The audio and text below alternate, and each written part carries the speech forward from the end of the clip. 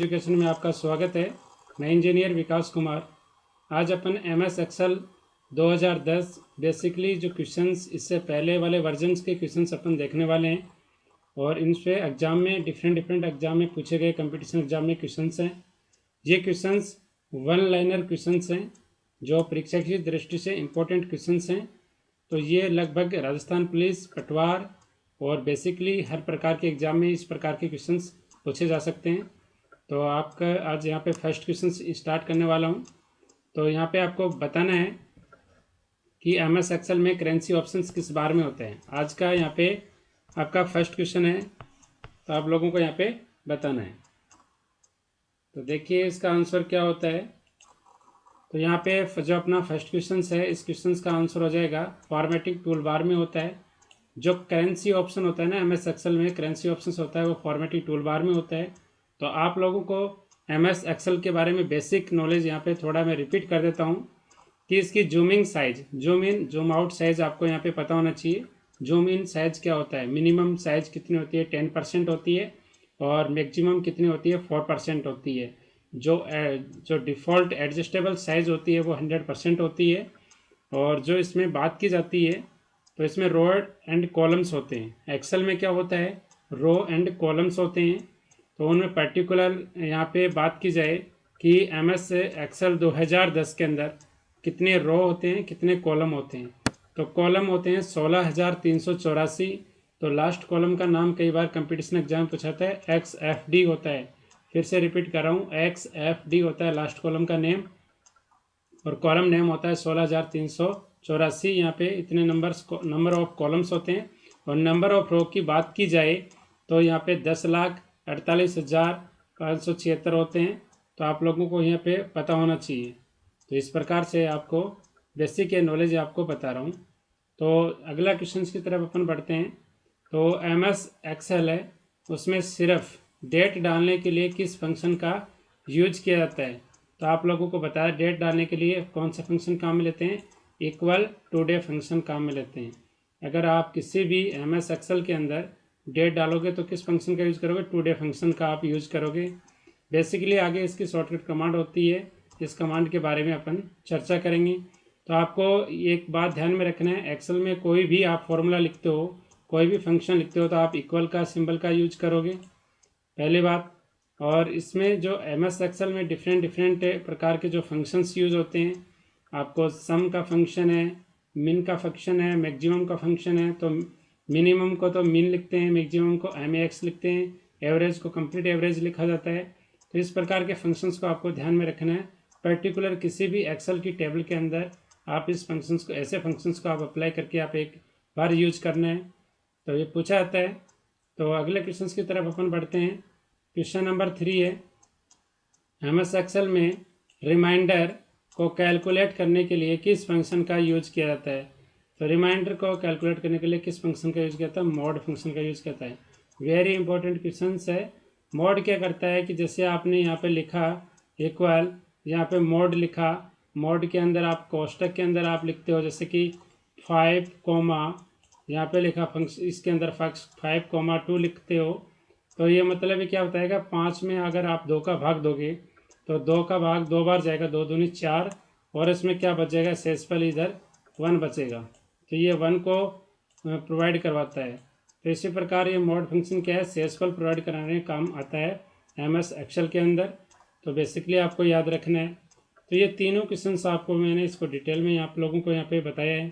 आगे अपन बढ़ते हैं। इससे पहले हमारे यूट्यूब चैनल को सब्सक्राइब कीजिए, हमारे वीडियो को लाइक एंड शेयर कीजिए। आपको क्वेश्चन नंबर 4 की तरफ चलते हैं। तो एक क्वेश्चन यहाँ से अक्सर पूछा जाता है एमएस एक्सेल में कि एमएस एक्सेल में जो वर्कबुक होती हैं, वो वर्कबुक का जो संग्रह होता है, उनको अपन क्या, वर्कबुक का जो संग्रह है उसमें किस प्रकार की संग्रह होता है। जो एमएस एक्सेल है उसमें वर्कबुक होती है, वर्कबुक में क्या होता है, वर्कशीट्स होती हैं। तो आपको इस प्रकार के ऐसे शब्दों को ध्यान में रखना है। पहली बात क्वेश्चन यहाँ से पूछा था कि एमएस एक्सेल का दूसरे किस नाम से पुकारा जाता है, तो स्प्रेडशीट के नाम से पुकारा जाता है। एमएस एक्सेल में रो एंड कॉलम्स होते हैं, रो और कॉलम्स जहाँ पे इंटरसेक्स करते हैं वहाँ पे सेल्स करते हैं। इंटरसेक्शन यानी जहाँ पे काटते हैं, रो और कॉलम यानी पंक्ति और स्तंभ जहाँ पे मिलते हैं वो सेल्स का निर्माण करते हैं। एक सेल्स में जो कंटेंट्स होता है वो फॉर्मूला बार में अपने को दिखाई देता है। एक सेल का पर्टिकुलर जो एड्रेस होता है वो नेम बॉक्स में आपको दिखाई देता है। प्रथम सेल का जो सेल एड्रेस क्या होता है, A1 होता है। तो आप लोगों को ये याद रखना है। तो प्रथम सेल का एड्रेस आपको क्या होता है, A1 होता है। एक किसको रिप्रेजेंट करता है, एक किसको रिप्रेजेंट करता है, कॉलम को करता है। और 1 किसको रिप्रेजेंट करता है, यहाँ पे रो को रिप्रेजेंट करता है। तो पहले किसी भी सेल का आप एड्रेस लिखते हो तो पहले तो उसका कॉलम का नेम होगा, उसके बाद में उसकी रो का नेम होगा। ठीक है, तो सेल रो और कॉलम से मिलकर बनी होती है। तो पहले तो कॉलम का नेम, उसके बाद में रो का नेम लिखा जाता है। ठीक है, तो वर्कशीट ये एक वर्क बुक होता है। जैसे अपन ओपन करते हैं एक्सेल का, तो एक वर्क बुक होती है एक्सेल के अंदर। वर्क बुक में बाय डिफ़ॉल्ट कितनी सीट होती हैं, बाय डिफ़ॉल्ट एक्सेल में 3 सीट होती है। एक वर्क के बुक में वर्क सीट कितनी होती हैं, बाय डिफ़ॉल्ट 3 होती हैं। और आगे सीट आप यूज करके उनको क्रिएट भी कर सकते हो। बाय डिफ़ॉल्ट 3 सीट्स होते हैं और उस सीट से आगे सीट्स को क्रिएट भी कर सकते हो, आप डिलीट भी कर सकते हो। ठीक है, तो वर्क बुक क्या होता है, वर्क बुक किसका संग्रहण होता है, वर्क सीटों का संग्रहण होता है। और जो वर्क बुक्स होती हैं उसमें स्पेसिफिकली उनका जो संग्रहण होता है एक फाइल का निर्माण करता है। और मल्टीपल फाइल मिलकर एक डाटाबेस का निर्माण करता है। तो एक क्वेश्चन यहाँ पे पूछाता है कि DBMS का फुल फॉर्म क्या होता है, डेटाबेस मैनेजमेंट सिस्टम होता है। बेसिकली आप लोगों को यहाँ पे बता रहा हूँ। और डेटाबेस का निर्माण करता है। डेटाबेस में रो और कॉलम होते हैं। तो डेटाबेस में रो और कॉलम को क्या कहा जाता है, रो को तो रिकॉर्ड कहा जाता है और कॉलम को फील्ड कहा जाता है। तो याद रखना, रो को रिकॉर्ड कहा जाता है और फील्ड को कॉलम कहा जाता है। तो याद करने की एक साधारण ट्रिक है, रो ROW, रो आर से स्टार्ट है तो आर से रिकॉर्ड स्टार्ट है, ROC, और ठीक है रिकॉर्ड स्टार्ट है। और यहाँ पे बेसिकली मैंने इतनी जानकारी यहाँ पे बताई है। एक ये भी क्वेश्चन पूछा जाता है कि बाय डिफ़ॉल्ट एक्सेल में 3 वर्कशीट्स होती हैं। और यहाँ पे एक सेकंड क्वेश्चन इसमें ये निकल के आता है, एक्सेल का एक्सटेंशन क्या होता है। एक्सेल में जो आप फाइल बनाते हो, फाइल का एक्सटेंशन क्या होता है। तो डॉट जो XLS, तो 2007 से पहले वाले वर्जन, यानी 2007 से पहले के जो वर्जन है उनमें .XLS का यूज होता था फाइल एक्सटेंशन नेम। और 2007 और 2007 के बाद में जितने भी एक्सेल के वर्जन हैं तो उनमें क्या होता है, .XLSX होता है। एक्स लास्ट वाला एक्स का मतलब क्या होता है, एक्सटेंसिबल होता है। तो आप लोगों को ये पता होना चाहिए कि यहाँ पे डॉट एक्स, यहाँ पे LS और फिर X इस प्रकार से होता है 2007 के बाद के वर्जन में। और 2007 से पहले के वर्जन में .XLS होता है। तो बेसिक ये इन्फॉर्मेशन आपको यहाँ पे पता होना चाहिए। एक क्वेश्चन यहाँ पे एक्सेल में पूछा जाता है कि एक्सेल के अंदर क्या होता है, जब भी कोई आप एक्सेल में कोई फाइल बनाते हो, MS एक्सेल में कोई फाइल बनाते हो, उसको आप सेव करते हो। तो सेव करने की कमांड तो आपको पता है Ctrl+S होती है। और सेव एज की कमांड क्या होती है, F12 होती है। ये तो आपको बेसिकली पता है। इसमें एक क्वेश्चन यहाँ पे पूछा जाता है कि जो आप फाइल को सेव करते हो और अपने अनुसार कोई नाम नहीं देते हो, आपके अनुसार कोई नाम नहीं देते हो, बाय डिफ़ॉल्ट आप सेव करते हो किसी फाइल को, तो उसमें क्या होता है, उसका फाइल का नेम क्या होता है, बुक 1 होता है। तो याद रखना, फाइल का जो नेम होता है वो बुक 1 होता है। आप कोई फाइल का नाम नहीं देते हो तो बुक 1 के नाम से वो सेव होती है, आप सेव करते हो। तो ये बात आपको ध्यान में रखना है। बेसिक इन्फॉर्मेशन आपको मैं साथ ही साथ यहाँ पे बताता चलूँगा। बेसिक फैक्ट है, मैं ज़्यादा इस पे यहाँ पे लिख नहीं पाऊँगा क्योंकि टच पैड के अंदर लिखने के लिए आपको चाहिए, तो वो मेरे पास अभी अवेलेबल नहीं है। जैसे अवेलेबल होगा तो उसके अंदर आपको मैं लिख के, और बेसिक इन्फॉर्मेशन बेसिक फैक्ट है जितने भी मेरे माइंड में आते रहते हैं क्वेश्चंस के दौरान, तो वो आपको यहाँ पे लिख के यहाँ पे रिप्रेजेंट कर दूंगा। तो क्वेश्चन नंबर 5 की ओर अपन बढ़ते हैं। MS एक्सेल में किस बेस पे सॉफ्टवेयर है, ये विंडोज़ पे। तो जैसे कि MS एक्सेल है, ये किस पे रन होता है, विंडोज़ पे होता है। जैसे विंडोज़ 7 है, 8 हो गई, 10 हो गई, इस प्रकार के विंडोज़ ऑपरेटिंग सिस्टम पे बेस होता है। ठीक है, डोस बेस्ड ऑपरेटिंग सिस्टम नहीं होता है, विंडोज़ बेस्ड ऑपरेटिंग सिस्टम होता है। बात करता हूँ graphic GUI based operating system है। विंडोज़ में भी किस पे बेस्ड ऑपरेटिंग सिस्टम है, GUI, यानी GUI का मतलब क्या होता है, ग्राफिकल यूजर इंटरफेस बेस्ड एक सॉफ्टवेयर है। और ये एक्सेल के वर्ड, पावर पॉइंट, एक्सेस, ये सारे MS ऑफिस के अंदर आते हैं। तो MS ऑफिस एक बेसिकली पैकेज सॉफ्टवेयर है उसमें मल्टीपल जो सॉफ्टवेयर एप्लीकेशन प्रोग्राम होते हैं और बेसिकली उनका अलग अलग कार्यों के लिए अलग अलग यूज किया जाता है। किसी भी डेटा को कैलकुलेशन करने के लिए तो MS एक्सेल या स्प्रेडशीट का यूज किया जाता है, और डॉक्यूमेंट लेटर टाइप करना है या कुछ आपको नोटबुक टाइप करना है तो उसके लिए पर्टिकुलर सॉफ्टवेयर MS वर्ड काम में ले जाता है। और किसी को प्रेजेंटेशन आपको देना है, कोई सेमिनार, बड़ी बड़ी कोचिंग संस्थान में आपको रिप्रेजेंटेशन देना है तो आप उसमें MS पावर पॉइंट का यूज करोगे। तो आगे उनके बारे में पढ़ेंगे तो उनके बारे में डिटेल से आप लोगों को बताया जाएगा, उनका एक्सटेंशन क्या होता है, जूमिंग साइज क्या होता है, बाय डिफ़ॉल्ट फाइल नेम आप कैसे सेव करते हो, उसके सब प्रकार के आपके क्वेश्चन पूछे जाते हैं एग्जाम के अंदर। क्वेश्चन नंबर 6 की अपन बात करते हैं कि जो एक स्प्रेडशीट जो पेजेस का संग्रहण होता है वो क्या कहलाता है। स्प्रेडशीट की यहाँ पे बात करता हूँ तो एक सेम टू सेम स्प्रेडशीट का मतलब क्या है, MS एक्सेल ही काम में लिए गए। MS एक्सेल होता है वो किसके संग्रहण से बनता है, तो वर्कबुकों के संग्रहण से बनता है। और वर्कबुक किसके संग्रहण से बनता है, वर्कशीट के संग्रहण से बनता है। तो मल्टीपल वर्कशीट का निर्माण से क्या बनता है, एक वर्कबुक बनती है। और मल्टीपल वर्कबुकों के जो समूह होता है वो एक स्प्रेडशीट कहलाता है। ठीक है, तो देख सेट ऑफ शीट्स, तो आप वर्कबुक और set of workbook is a worksheet. तो आप लोगों को इस प्रकार से वर्कशीट्स होती हैं और एक स्प्रेडशीट्स होती हैं, एक वर्कबुक होती हैं।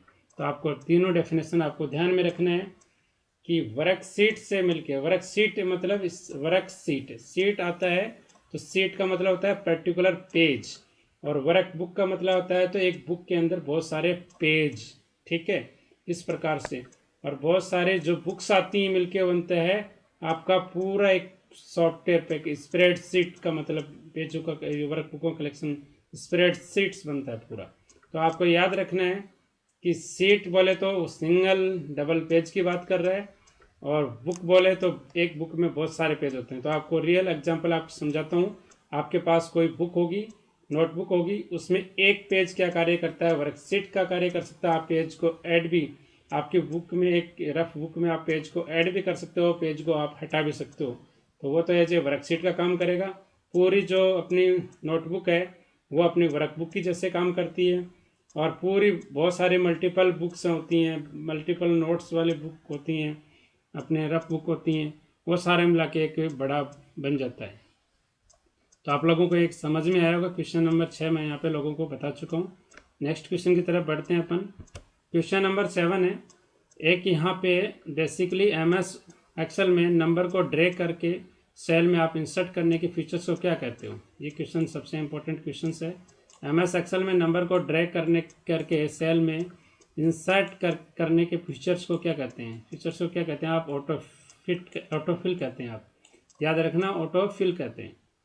तो क्वेश्चन नंबर अपना 8 की तरफ बढ़ते हैं। सेल में करंट डेट इंसर्ट करने के लिए आप शॉर्टकट की कौन सी कमांड करते हो, कंट्रोल प्लस सेमीकोलन।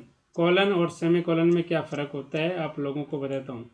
कॉलन तो ये होता है, डबल डॉट वाला तो कॉलन होता है, और सेमीकोलन का मतलब होता है एक तो डॉट, एक यहाँ पे कोमा, एक डॉट एक कोमा, इस प्रकार का आप यूज करते हो कीबोर्ड के अंदर, तो आपको यहाँ पे दिखाई देगा। ठीक है, तो सेल में आप कोई भी करंट डेट डाल लेते हो तो इसका आप यूज़ कर सकते हो, और टुडे फंक्शन का भी आप यूज़ कर सकते हो। तो कई ये क्वेश्चन दो प्रकार से पूछा गया है कि करंट डेट आप सेल में इंसर्ट करना चाहते हो तो कौन से फंक्शन का यूज़ करते हो, तो इक्वल टुडे फंक्शन का यूज़ करते हो। करंट सेल में आप डेट डालने के लिए कौन से कमांड का आप यूज़ करते हो, तो कंट्रोल प्लस सेमीकोलन का आप यूज़ करते हो। कॉलन अलग होता है, सेमीकोलन अलग होता है। ओके, क्वेश्चन नंबर 9 की तरफ अपन बढ़ते हैं। क्वेश्चन नंबर 9 में क्या है, बेसिकली MS एक्सेल में जो फॉर्मूला स्टार्ट करने के लिए किस फंक्शन का यूज किया जाता है। यहाँ पे किस चिन्ह का यूज किया जाता है, तो यहाँ पे चिन्ह नए के यहाँ पे हल लगेगा। तो किस चिन्ह का उपयोग करते हैं, इक्वल सिंबल का यूज करते हैं। ये ऐसा क्वेश्चन है जो लगभग हर एग्जाम में पूछा जाता है, चाहे LDC, पटवार, जूनियर इंस्ट्रक्टर, जूनियर अकाउंटेंट या अदर कोई SSC, बैंक, रेलवे, इस प्रकार का ये क्वेश्चन है। ये मल्टीपल टाइम क्वेश्चन पूछा गया है, तो इसको आपको याद रखना है। नेक्स्ट क्वेश्चन की तरफ बढ़ते हैं अपन। क्वेश्चन नंबर 10 की बात करते हैं। यहाँ पे सब वन लाइनर क्वेश्चन हैं, इसका डायरेक्ट आपको आंसर भी दे रखा है मैंने यहाँ पे। MS सेल में जो एक्टिव सेल होते हैं उसको कंटेंट को कौन डिस्प्ले करता है, तो ये मैं वीडियो में डिस्कस कर चुका हूँ। यहाँ पे फॉर्मूला बार होता है। तो यहाँ पे देखो एक्टिव सेल के जो कंटेंट है, एक्टिव सेल के जो कंटेंट है वो कौन डिस्प्ले करता है, फॉर्मूला बार में डिस्प्ले होता है। तो आप लोगों को यहाँ पे पता होना चाहिए, ठीक है। और क्वेश्चन नंबर 11 की अपन बात करता हूँ। तो किसी भी फंक्शन के अंदर लगे हुए फंक्शन को अपन क्या कहते हैं, तो इसमें नेस्टेड फंक्शन कहते हैं।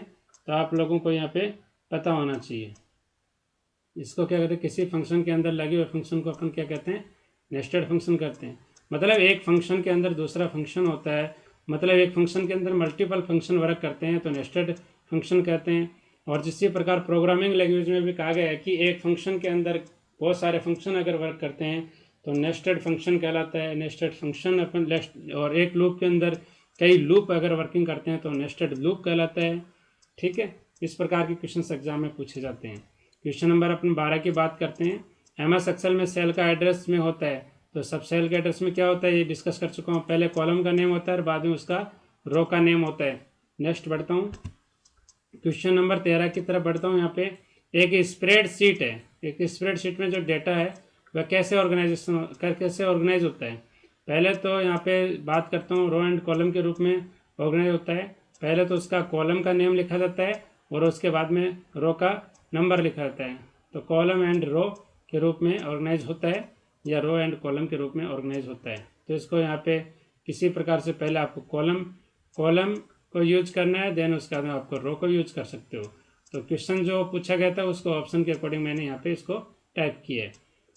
क्वेश्चन नंबर 14 की अपन बात करते हैं। एक्सेल में जो करंट सेल का एड्रेस जो दिखाई देता है वो कहाँ दिखाई देता है, नेम बॉक्स में आपको दिखाई देता है। जो भी आप सेल का क्लिक करते हो तो एक्टिव हो जाती है और उस जो सेल एक्टिव सेल है तो जो एड्रेस है वो तो नेम बॉक्स में आपको दिखाई देता है और उसका कंटेंट है वो फॉर्मूला बार में आपको दिखाई देता है। तो ये याद रखना है, ये भी इंपॉर्टेंट क्वेश्चन है। क्वेश्चन नंबर 15 की बात करता हूँ मैं।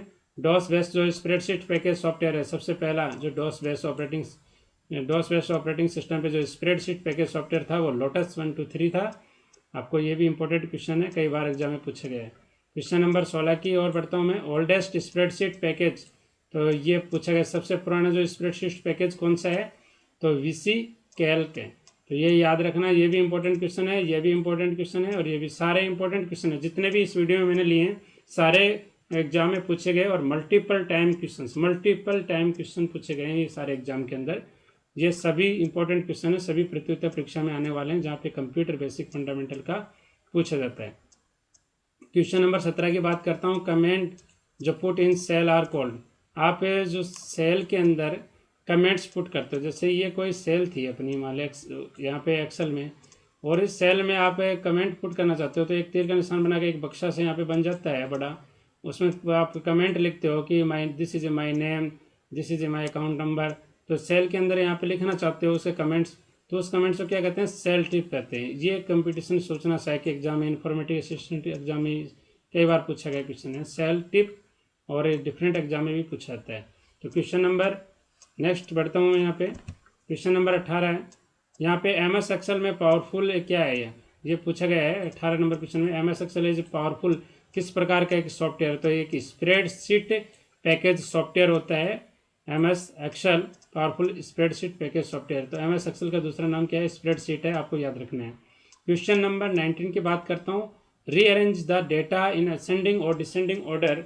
तो डाटा को असेंडिंग ऑर्डर और डिसेंडिंग ऑर्डर में अरेंज करना क्या कहलाता है, आपको डाटा का सॉर्ट कहलाता है। तो डाटा को आपको सॉर्टिंग करना है तो आप असेंडिंग ऑर्डर में भी आप कर सकते हो और डिसेंडिंग ऑर्डर में भी आप सॉर्ट कर सकते हो।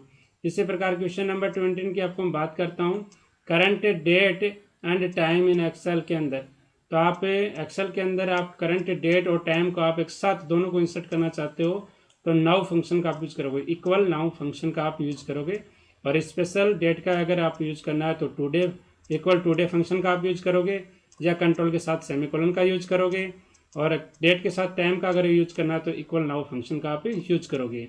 तो आज के लिए इतना ही इसी क्लास में। तो हमारे वीडियो अच्छा लगा तो लोगों के साथ शेयर कीजिए, आप हमारे यूट्यूब चैनल को सब्सक्राइब कीजिए इस तरह की वीडियो पाने के लिए।